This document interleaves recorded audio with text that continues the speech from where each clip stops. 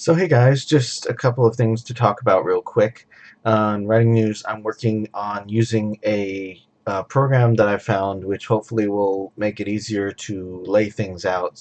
Because I'm a visual person, so I'm hoping that being able to see my ideas in a different format will help me keep track of them better. But I'll talk about that more in a later video. Um, for right now, the job search continues. I have a job interview next Monday. It was supposed to be this past Monday, but of course, if you've been following the news, we had Hurricane Nicholas here in Texas, which kind of, at least for me, popped up a little bit out of nowhere. I mean,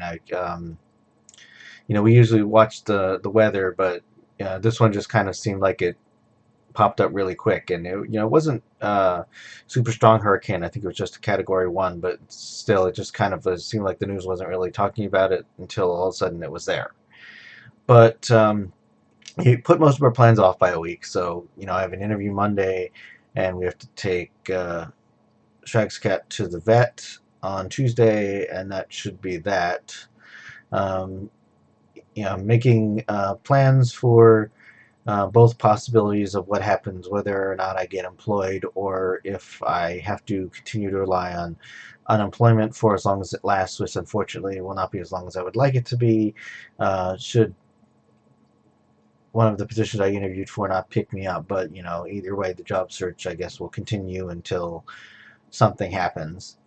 But just to talk about Hurricane Nicholas real quick, we were aware that there was like a tropical storm. I mentioned it to Shrag on Monday, and it kind of just, or maybe it was Sunday, and it kind of popped up on us. But although I wasn't really expecting severity, and certainly not to the level of Ike or one of the other storms that we've had here in the past. I anticipated that we probably were going to lose power a little bit, and we did for, I guess, about 12 to 14 hours. Um, went out a little after 2 a.m. and I think it came on once, and then it stayed off until about 4 or 5 the next day. But by and large, it wasn't too terrible. We had all of our supplies, and we hooked up the generator. Of course, we didn't end up needing it that long, because when we finally hooked it up, then the power came on again about an hour or two later.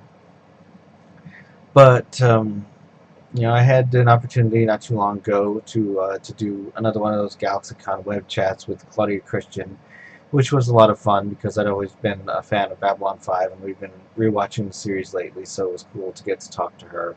And I like the way GalaxyCon lets you keep the recordings afterwards as a keepsake, which is also a nice thing to have. The web chats are kind of nice because they're like private, they're intimate, and you can also just have a conversation, which normally you don't really get that opportunity too many times at cons, like when you're on an autograph line or a photo line, and generally you don't have a lot of time to engage in conversation.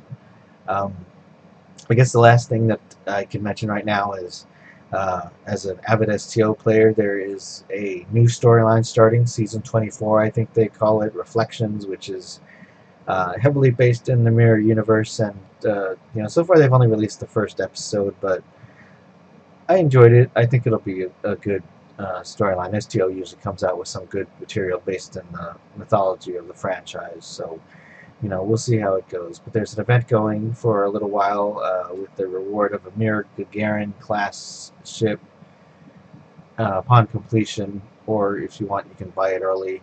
And they've also added some material from lower decks, like the uniforms, the T-88s, and the Parliament class Surveyor, which I was kind of hoping they would add the Cerritos first, but I'm sure they'll get to it eventually, because now that they're adding ships from lower decks, I'm pretty confident that they will continue to do that.